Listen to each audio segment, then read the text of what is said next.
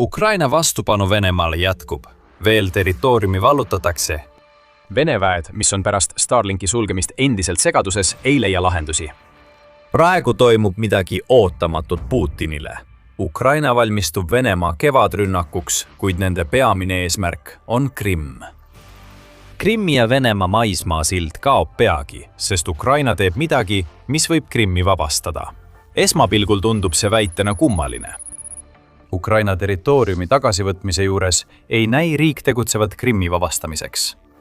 Ukraina valmistub kevad ja suveks Venemaa pealetungi vastu kaitsma, nagu näitab tagasi vallutatud territoorium. See vastab tõele. See ongi Krimmi rinde mõte. Ukraina suure osa territooriumi vabastamine võimaldab halvata okupeeritud poolsaare, mis on Venemaa oluline logistikasõlm ja takistab Venemaa uusi vallutusi 2026 aastal. Krimmi ja Venemaa maismaasild on sihtmärk. Kui jääte meiega, selgitame, miks praegune olukord Ukrainas valmistab ette Krimmi vabastamist. Enne seda peame vaatama, mida Ukraina teeb. Maailma tähelepanu on keskendunud Venemaa ja Ukraina diplomaatilisele vastasseisule ning USA operatsioonile Iraanis. Samal ajal on Ukraina ründeüksused kiiresti edenenud kaguosas Orohivi ja Zaporižja suunas. Newsky teatab, et märtsi alguseks on Ukraina vabastanud mitu asulat kagus ning tagasi saanud kõrgemad positsioonid drooni, elektroonilise sõjapidamise ja suurtükiväe operatsioonide korraldamiseks. Newsky sõnul käivad need operatsioonid juba ja sunnivad venelasi taanduma enneolematul määral. New Voice of Ukraine täpsustab seda, viidates kindralstaabi kommentaaridele Telegramis. Venemaa vägede ja nende logistiliste arterite metoodiline hävitamine Ukraina kaguosas on toonud kaasa hämmastavaid tulemusi. Praeguseks on vabastatud 9 asulat. Meie tsoonis on 3 asulat puhastatud ja töö käib veel mitme vabastamiseks, teatab kindralstaap. Venemaa kindlustatud positsioonid, mis kunagi kuulusid neile, on nüüd Ukraina poolt tagasi vallutatud ning alates 29. jaanuarist, mil Ukraina operatsioonid algasid, on numbrid Putini ja tema Kremli kaaslaste jaoks olnud masendavad. 6537 Vene kaotust, meist 4355 on pöördumatud. Hävitati 419 ühikut tehnikat, 147 suurtükisüsteemi, üle 240 mootorsõiduki ja 14 soomusmasinat. 108 droonide juhtimispunkti hävitati tules. Kõik need kaotused on Venemaad tabanud ühes suunas. Ukraina pealetung muutub Venemaale aina kulukamaks ning Venemaa kaitse meenutab üha enam märga paberikotti. 20. veebruaril teatas Ukraina uus hääl, et president Volodõmõr Zelenski avalikustas. Ukraina on vabastanud kaguosas umbes 300 ruutkilomeetrit maad. Ukraina relvajõudude ülemjuhataja Oleksandr Sõrskõi teatas 2. märtsil, et esimest korda pärast 2024 aasta augusti Kurski pealetungi saab Ukraina tagasi rohkem territooriumi, kui Venemaa okupeerib. Kui sa mõtled, kuidas see kõik on seotud Krimmiga, siis uurime seda juba mõne minuti pärast. Kõigepealt anname sulle väikese vihje. Tokmak. Newsky andmetel võimaldab kõik, mida Ukraina praegu teeb, riigil laiendada halli tsooni Tokmaki suunas. See asula on Venemaa Föderatsiooni jaoks oluline logistikasõlm. Halli tsooni laienemine näitab, et Ukraina liigub lõuna poole sügavamale. Järgmiseks sihtmärgiks on Tokmak, siis Melitopol. Ja just sel hetkel tuleb mängu Krimm. Logistiline silmus tõmmatakse Venemaa kaela ümber aina koomale. Jõuame selleni. Ära alahinda Ukraina loodud halli tsooni tähtsust. Need on alad, mis pole Ukraina ega Vene kontrolli all. Laienemine aitab Ukrainal hiljem halle tsoone kitsendada. Okupatsioonialasid, mida Venemaa kontrollis, ründavad Ukraina suurtükid, droonid ja rünnaküksused, kui nad liiguvad lõuna poole. See muudab Vene kontrolli all olnud ala halliks tsooniks. Ukraina jätkab edasi liikumist, puhastab okupeeritud alasid hallides tsoonides ja vabastab asulad ning territooriumid, kui Vene kohalolek väheneb ja tsoonid koonduvad Ukraina kontrolli alla. Ukraina laieneb, et kitsendada. Ja kui olemasoleva halli tsooni kitsendamine on lõpule viidud, annab Ukraina endale platvormi halli tsooni laiendamiseks veelgi lõuna poole. Seejärel järgneb taas kitsendamine ja nii edasi, mille tulemusel Ukraina saavutab järjepidevat ja stabiilset edu, surudes Venemaa vägesid tagasi. Venemaa olukorda raskendab, et Ukraina täidab hallid tsoonid droonidega. Need tsoonid, mis sageli laienevad vähemalt 10 kilomeetrit ehk üle 6 miili tunnustatud lahinguliinidest tagapool, muutuvad Vene sõidukite ja sõdurite jaoks surmalõksudeks, kui nad üritavad varustust ja iseennast seal liigutada. Vene droonid on samuti hallides tsoonides. Ukraina katkestab pidevalt Vene logistikaahelaid, mis nõrgestab Venemaa võimet hallides tsoonides kahju teha. Ukraina edeneb pidevalt, kindlustab positsioone ja sunnib vastast taganema. Mehitamata õhusõidukid on strateegia keskmes ja The Telegraphi andmetel põhjustavad nüüd ligi 70% sõjaohvritest. Oluline tegur, mis võimaldab Ukrainal edeneda ja sunnib Venemaad taanduma, on võrgupõhine sõjapidamine. New Sky selgitab selle kontseptsiooni põhialuseid öeldes: Ukraina relvajõudude taktikaline edu põhineb võrgupõhise sõjapidamise kontseptsioonil, kus iga üksus tegutseb kui osa ühest organismist, saades droonidelt reaalajas andmeid. Droonide andmed on võtmetähtsusega, millest Venemaal pärast Starlinki sulgemist tõsiselt puudus, jättes väed segadusse. Idee on, et luuredroonid patrullivad pidevalt Ukraina poolt muudetavates hallides tsoonides ja edastavad reaalajas videopilti.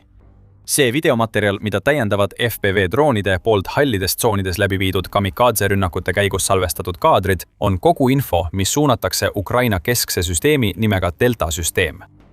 Delta on Ukrainale eluliselt tähtis. Pilvepõhine süsteem Delta loodi aastal 2021 aasta enne Putini sissetungi ning võimaldab Ukraina vägedel reaalajas näha droonide ja luureüksuste kogutud infot lahinguväljal. Jagatakse Vene vägede liikumisi ja taganemisi.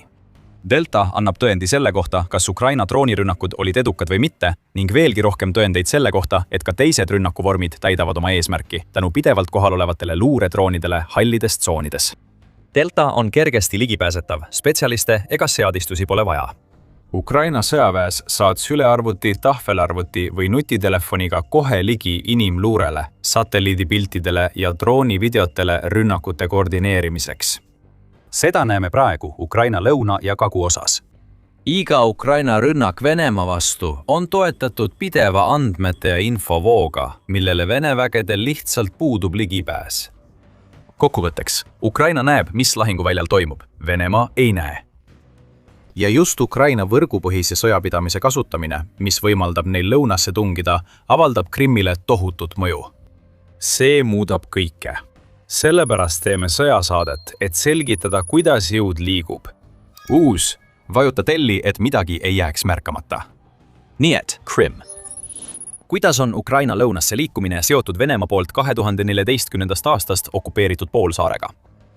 Meie varasemad viited Tokmakile ja Melitopolile olid vihjed, sest iga miil, mille Ukraina lõuna suunas edeneb, viib neid lähemale nendele kahele võtmetähtsusega asulale. Mõlemad on Venemaa kontrolli all, mistõttu tal on juurdepääs olulistele teedele ja raudteedele lõunarindevägede varustamiseks. Paku, kust lõunarindevägesid täiendavad varustus, tehnika ja sõdurid tulevad, Krimmist. Krimmi ja Ukraina lõunaalade maismaasilda on Venemaa sõja algusest kasutanud logistilise päästerõngana. Venemaa on aastaid pidanud seda maismaasilda turvaliseks. Kilomeetrite pikkused okupeeritud alad takistasid Ukrainal silla üle tulekontrolli saavutamist. Kuid kui Ukraina vasturünnak liigub sügavamale lõunasse, jõuab Ukraina järjest lähemale Tokmaki ja Melitopoli vallutamisele, mis omakorda annaks Ukrainale võimaluse kehtestada tulekontroll Krimmi maismaa silla üle. Sellel on mitu mõju, sealhulgas ka mõnedele Ukraina piirkondadele, mis on olnud okupeeritud alates sissetungi algusest. Enne teema juurde asumist tuleb mainida, kui oluline logistiline tuiksoo on Krimm olnud Putini ja tema vägedele kogu sõja jooksul. David X tõi 2023. aasta augustis välja Tokmaki, Melitopoli ja Krimmi seose. Tokmak kontrollib teid Melitopolisse, mis on 40 miili lõuna pool. Melitopol omakorda kontrollib nii juurdepääsu Mustale merele kui ka peamisi maismaa varustusteid Venemaa poolt okupeeritud Krimmi, kirjutas Ax Forbesi artiklis. Ukraina katkestab meid ühendusi aeglaselt, surudes sügavamale lõunaossa.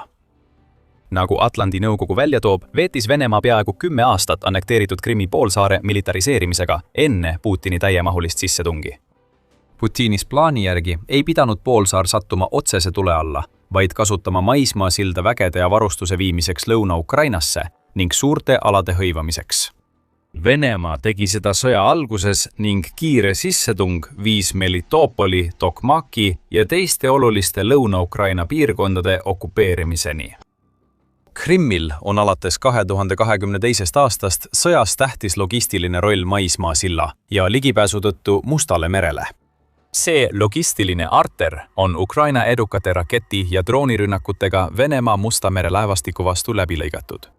See laevastik on nüüdseks langenud umbes 2/3 oma algsest jõust ning on sunnitud taanduma nii kaugele sellest veekogust, mis laevastikule nime annab, et sellest on sõjas peaaegu saanud ebaoluline tegur. See jätab Venemaale lõunapoolse maismaasilla Krimmiga.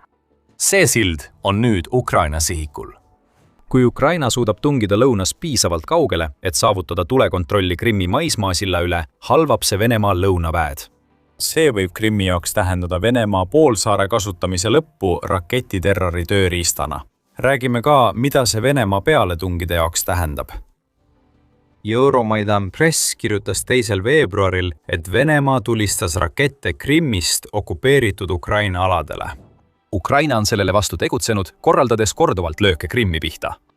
Kui Ukraina saavutab tulekontrolli Krimmi maismaasilla üle, tähendab see ka territooriumi tagasivallutamist, mis võimaldab intensiivseid raketi- ja droonirünnakuid Vene positsioonidele Krimmis.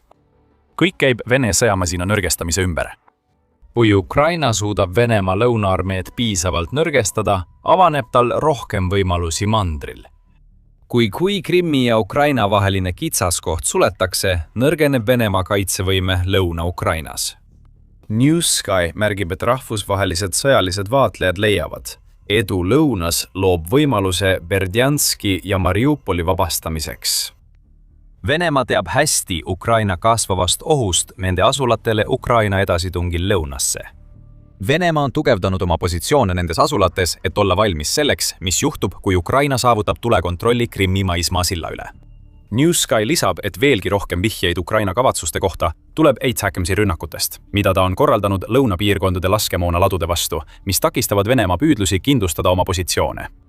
Mida rohkem Ukraina lõunas vallutab, seda rohkem platvorme on tal Krimmi ründamiseks. Ukraina ei saada tõenäoliselt maismaajõude poolsaarele. See kitsaskoht, mis on Venemaa logistikaarter Ukraina lõunaossa, satub Venemaa rakettide ja suurtüki tule alla, kui Ukraina üritab seda ületada. Suurem territoorium annab rohkem kontrolli maismaasilla üle ja rohkem kohti, kust Ukraina saab droone ja rakette lasta. Newsky sõnul püüab Ukraina muuta Krimmi ebaoluliseks, et Putini kontroll poolsaare üle väheneks. See oleks Ukrainale tohutu saavutus. Vaatame laiemat pilti. Ukraina lõunarünnak näitab Ukraina tehnoloogilise strateegia edu Venemaa vananenud Nõukogude taktika üle. Ukraina saavutab edu ja minimeerib kaotusi tänu õhu- ja meredroonide kasutamisele, mis nõrgestavad Venemaa jõude enne maavägede sissetungi ning jätkavad hallitsooni manipuleerimist. Ukraina on süstemaatiliselt hävitanud Venemaa elektroonilise sõjapidamise varustust, sealhulgas hallitsoonis asuvaid Field 21 ja Jetel süsteeme, muutes oma FPV ja luuredroonid tõhusamaks. See on sama palju vajadusest tingitud strateegia kui ka Ukraina taktikaline geenius.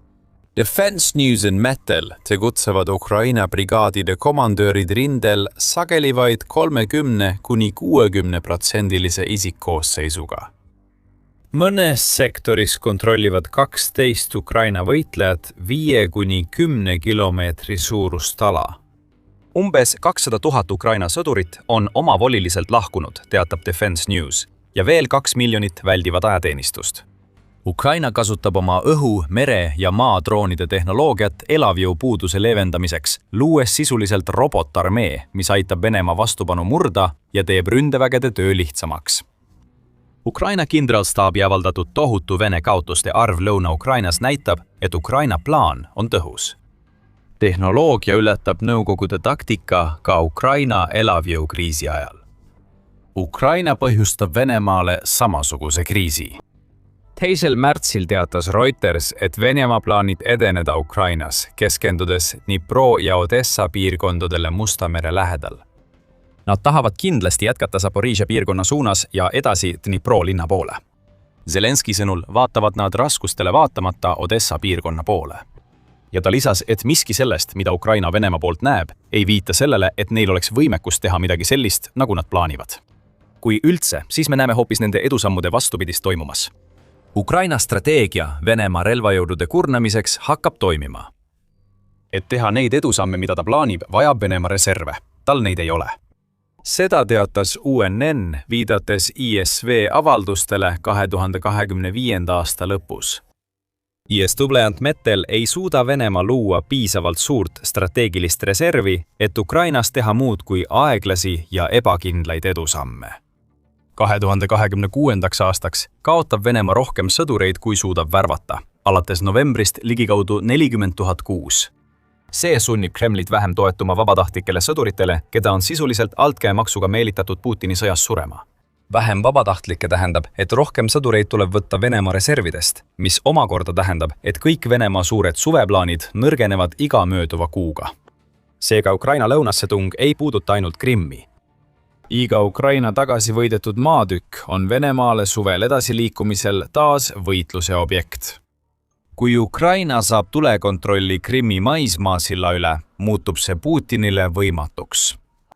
Ta ei saa enam varustada Venemaa lõunavägesid, mis viib nende aeglase lagunemiseni. Venemaa võiks vägesid Donetskist ümber paigutada Ukraina tõrjumiseks, kuid see nõrgestaks neid teisel rindel ja annaks Ukrainale võimaluse idas vasturünnakuks. Ukraina läbimurre Zaporižžjas andis lõunas initsiatiivi kindlalt Ukraina kätte. Ees ootab veel palju lahinguid. Tänu Ukraina kasutatavale süsteemsele võrgupõhisele sõjapidamisele on Krimm ja okupeeritud Lõuna-Ukraina piirkonnad vabastamisele lähemal kui kunagi pärast Putini sissetungi algust. Kui soovite teada, kuidas Ukraina kagus tegutsemist alustas, on The Military Show's selle kohta materjalid olemas. Vaadake meie videot, mis näitab, kuidas Ukraina pani veebruari alguses kõik mängu 2 suure rünnakuga, mis olid eelmänguks tungile Krimmi suunas. Kui see video meeldis, tellige The Military Show, et saada Ukraina sõja viimaste arengute analüüse. Aitäh vaatamast!